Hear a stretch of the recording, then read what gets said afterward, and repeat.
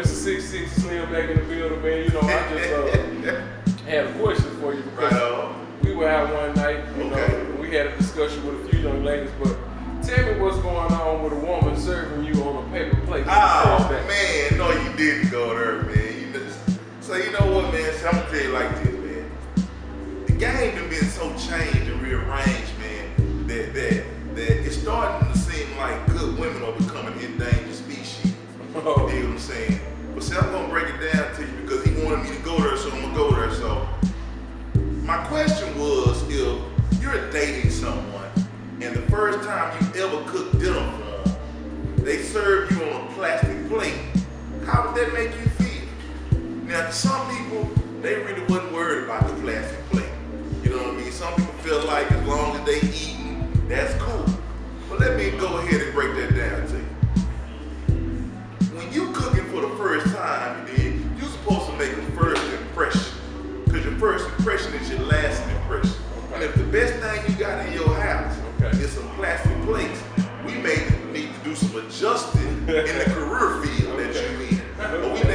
Or we may need to prioritize where you're going with your money. You see what I'm saying? Because you can go to Walmart and get a set of plates for $11 and you're good. And my thing is, we supposed to be kings and queens, so don't serve me like I'm a peasant. You see what I'm saying? But when you start accepting second-class treatment, you'll wonder why you'll never get treated like a first-class citizen. You see what I'm saying? Everybody got mad at me because I feel like the Trayvon Martin situation was a tragic situation. Yes, it was. However, I felt this should have woke us up as a culture and as a community to see that as long as we keep treating ourselves as second-class citizens, nobody else is going to give us the respect to treat us like first-class people.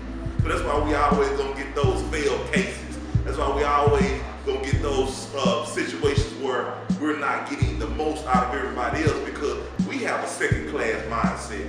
See, one thing about a starter, you got to practice how you want to play. You see what I'm saying? You can't tell me that you want to be a wife, but you're not ready to act like one until you're in that situation. It's not like a light switch. You can't turn it on and off. You see what I'm saying? So for me, the paper plate is really a sign of disrespect.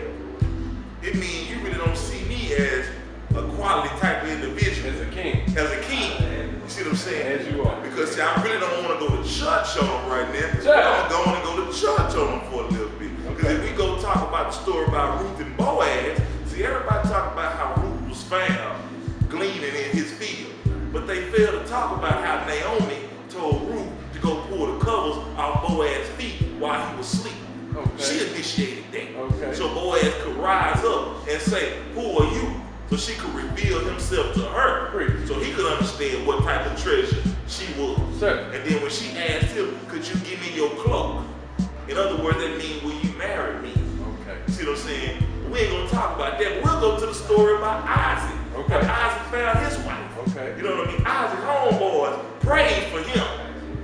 They prayed for him to find a good woman. And you know what the criteria was for that? They said, the woman that will be your wife will be the one who will tell you that she will not only bring you water, but she'll also bring water to your camels.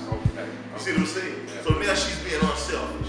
She's not only willing to take care of you, she's willing to take care of everything that comes with you. You see what I'm saying? So like I tell them all the time, and we're going to get off this topic because I can be on it all day. Ladies, I'm going to tell you like this. If the best thing going for you between your legs, you'll always be on your back.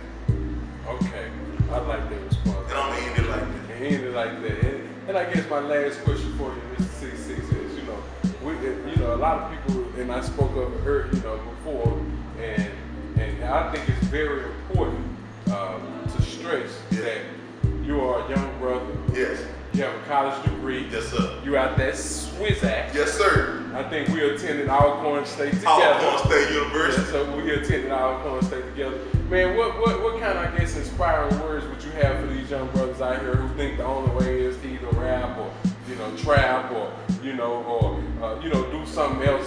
What kind of advice would you give them right now? Say, I'm just gonna tell you like this. I was always an underdog.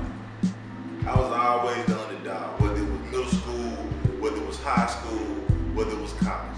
I always had to climb uphill. But one thing I know is that I believed in myself. For the the first thing you gotta do is believe in yourself and understand who you are and what you're good at. A lot of people want to focus on what they're not good at. Why? That's a loser's mentality. Focus on what you're good at and become great at it.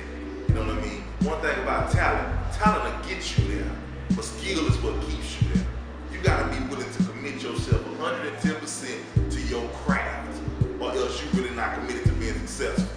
I'm gonna tell you another thing. Stop having a plan B, because a plan B takes away from your plan A. As long as you got options, you'll never be able to maximize your priority. Okay. See what I'm saying? A lot of people scared to fail, which is why they'll never succeed. See, a lot of people talk about they want to swim, but they scared to get into the pool without a life jacket. You know what I'm saying? One thing about this thing we call faith is that you either gotta have it or you don't. See, one thing about life is test your faith and your belief. It tests whether you're really committed to trusting the one that you say answers all your prayers and gives you everything that you need. You know what I'm saying? So one thing about it, there is no easy way to success. There is no quick get rich scheme in this thing we call life. No matter what you do, you gotta pay your dues.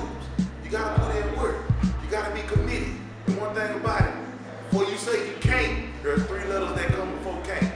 C-A-N, I can't. And I think that wraps it up right there. Again, Marco Walder. Yes, sir. Mr. LST. Yes, sir. Mr. Swing 'em out. Yes, sir. You know, man, again, it's been my pleasure. You know what I'm saying? I'm obliged to being the president. Thank you. I I'm obliged that appreciate we grew up in the same neighborhood. Yes, sir. So I know your foundation. I know where you come from. Yeah. I know your family. It's a great family that you come from, man. And again, much success to you and keep doing what you're doing. Appreciate it. One thing I'm going to say again is I had to get the Kelly. Judge. We on, baby. We on, man. I always remember, man, keep God first, keep at the head of your life, and everything else will work itself out. Because remember, God did all his work in 6 days. He took the 7th day off so he can take some rest. Everything else is up to you.